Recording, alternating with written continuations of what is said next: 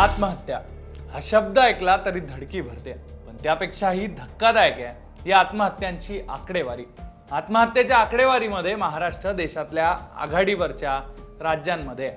महाराष्ट्रात दरवर्षी सरासरी 20,000पेक्षा जास्त लोक आपलं आयुष्य संपवत आहेत. जनरली आत्महत्या म्हटलं की मराठवाडा, विदर्भ हे भाग समोर येतात, पण महाराष्ट्रातला सदन भाग, पश्चिम महाराष्ट्रातही चित्र फार वेगळं नाहीये.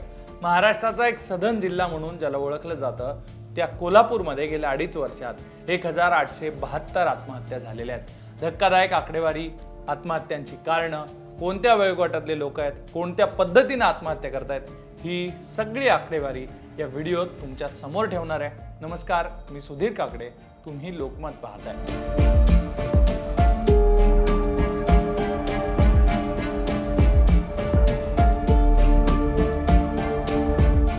गेल्या 2.5 वर्षात एकूण 1,872 आत्महत्या झालेल्या आहेत. त्यामध्ये 1,555 पुरुष आहेत, 317 महिला आहेत. कोल्हापूरमधून ही सगळी आकडेवारी समोर आलेली आहे. कुटुंबाच्या पालन पोषणाची जबाबदारी आणि आर्थिक तणावामुळे महिलांच्या तुलनेत पुरुषांच्या आत्महत्येचं प्रमाण हे 5 पटीनं जास्त आहे. वर्षनिहाय जर आकडेवारी पाहिली तर 2024 मध्ये 770, 25 मध्ये 800, 26 मध्ये आता जून पर्यंत 302 आत्महत्या झालेल्या आहेत. पोलिसांच्या नोंदीनुसार गेल्या 8 ते 10 वर्षात कोल्हापुरात आत्महत्येचा आलेख वाढतोय. दररोज 2-3 लोक मृत्यूला कावतात आहेत. यामध्ये सगळ्यात भयंकर आहे ते 19 ते 35 वयोगट. संपूर्ण आकडेवारीत सर्वात जास्त आणि चिंताजनक बाब जर कोणती असेल तर ती म्हणजे या आकडेवारीतलं तरुणाईचं प्रमाण. कोल्हापुरात झालेल्या एकूण आत्महत्यांपैकी सर्वाधिक 36% आत्महत्या 19 ते 35 या वयोगटातल्या तरुणींच्या आहेत. म्हणजेच ज्या वयात देशाचं, घराचं भविष्य घडवायचं त्याच वयात ही पिढी जगाचा निरोप घेते.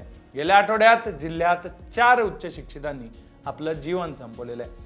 मानसोपचार तज्ज्ञांच्या मते यामागची कारणं ही गुंतागुंतीची आहेत. स्पर्धा परीक्षांमधलं अपयश, नोकरीची अनिश्चितता, लांबलेली लग्न, आर्थिक स्वावलंबनाचा ताण या तरुणांवर आहे. ग्रामीण भागात शेतीतलं कमी झालेलं उत्पन्न आणि कर्जाचा बोजा शेतकऱ्यांना खचवतोय, तर शहरात व्यवसायातील अपयश आणि कुटुंबातील वाद मध्यमवर्गीयांचा गळा घोटतायत.